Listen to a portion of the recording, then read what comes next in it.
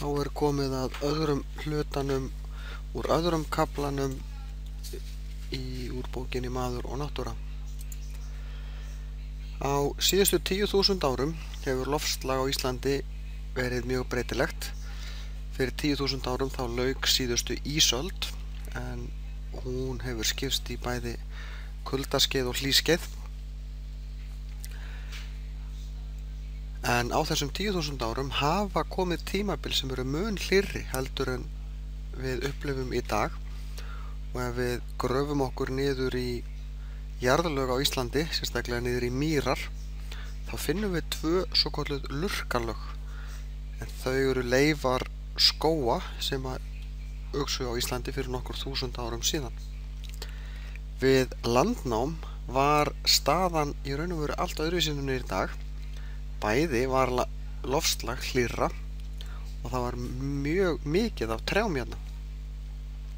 Ísland er í barrskógarbeltinu, samt eru engir barrskógar á Íslandi, nema þeir sem hafa einu barrtrén sem við finnum hér að einhverju viti eru tré sem hefur verið plantað. En við landnám var það bil 20% af landinu þakið skógi, sem er það bil sama prósentutala og það sem er bara gróðri í dag. Þannig að allt láglendi, meira eða minna, var vaxið einhvers konar skógi eða kjarri. Í dag er það bil 1% af Íslandi þakið trjám. Hér sjáum við ljósmynd sem er tekin af Valahnjúki Þórsmörk. Við horfum hérna yfir, Húsadalur er hérna niðri. Þetta er Markarfljótið sem rennur hérna yfir. Við sjáum hérna yfir til Tindfjallajökuls, þetta er gömul eldstöð. En hér sjáum við svolítið hvernig Ísland leit út fyrir landnám, þar að segja í Þórsmörkinni, hérna megin við Markarfljótið, og hvernig Ísland lítur svolítið út í dag. En landnemarnir, þeir hjuggu niður megnið af trjánum, þeir notuðu staðstu trén til þess að smíða úr þeim. Miðlungstrén notuðu þeir í eldivið og kindurnar þeirra átu minnstu trén. Þannig að á tiltölulega stuttum tíma þá var megnið af skóginum horfið. Og það er ekki nema rúm 100 ár síðan menn fóru að reyna að gera eitthvað í þessu aftur, að reyna að endurheimta eitthvað af þessum trjám. Og það hefur verið eytt miklum peningum, gríðarlegri vinnu í að planta trjám á Íslandi.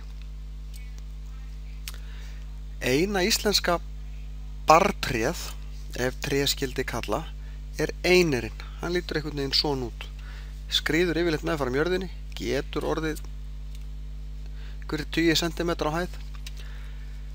En þessi hefðbundnu barrtré eða jólatré eins og þau eru stundum kölluð, svona þessi sígrænu tré, þau eru öll innflutt. Eina íslenska tréð sem er hér í nægumagni til þess að mynda skóga er íslenska birkið.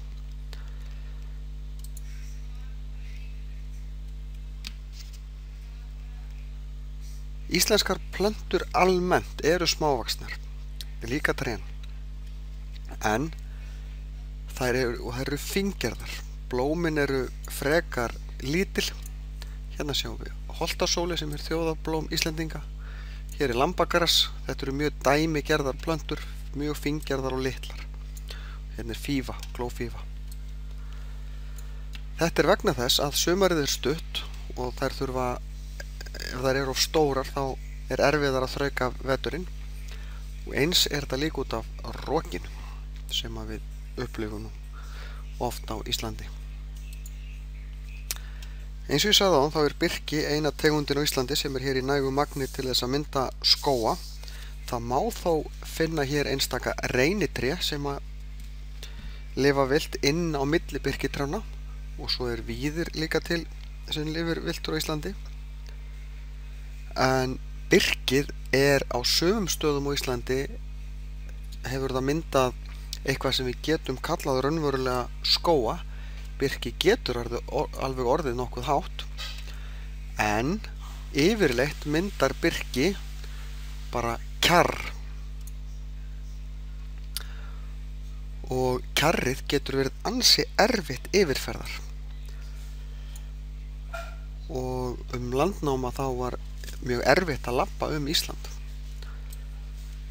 Mólendi, eins og við sjáum hér, eða hér, það er þetta dæmigerða íslenska landslag með svona grasi og frekar svona einsleitum gróðri. Það eru þó einstaka blóm eða svona litrikari blóm sem að vaksa hérna inn á milli. Þetta er að mestu leyti bara gras. Votlendi hins vegar er svæði þar sem að vatn liggur yfir svæðuna að minnsta kosti að hluta, misjafnt eftir hvað regnir mikið, hvað það er mikið vatn sem að liggur yfir. En í gegnum tíðina þá hefur mikið af votlendi verið þurrkað upp á Íslandi, bæði til þess að rækta tún en einnig til þess að þurrka upp landið til þess að fá beitiland fyrir búfénað. Og tímabili var meira að segja bændum borgað fé, einhver styrki, til þess að grafa upp skurði til þess að rækta upp meira. Var að verið að reyna að hvetja bændur til þess að stækka við sig og rækta meira. En þetta var til þess að land var þurrkað upp í raun og veru þó það ætlaði enginn að fara að nota það. Í dag eru menn farnir að rækta, þess að grafa ofan í þessa skurði aftur, það er að segja loka þeim til þess að fá votlendið aftur. Því það er fullt af lífverum sem að hafa horfið af því að það votlendi hefur minnkað svo svakalega á Íslandi. Gott dæmi það er þessi fugl hér sem heitir keldusvín. En keldusvín er horfið úr íslenskri náttúru. Þetta er fugl sem að lifði í mýrum. En við breytingar á gróðurfari að þá verða breytingar á dýralífi líka. Hér sjáum við annað dæmi þessa breytingu, en það er þessi fugl hér sem heitir glókollur og hann er farin að koma hingað og geta sest hér að.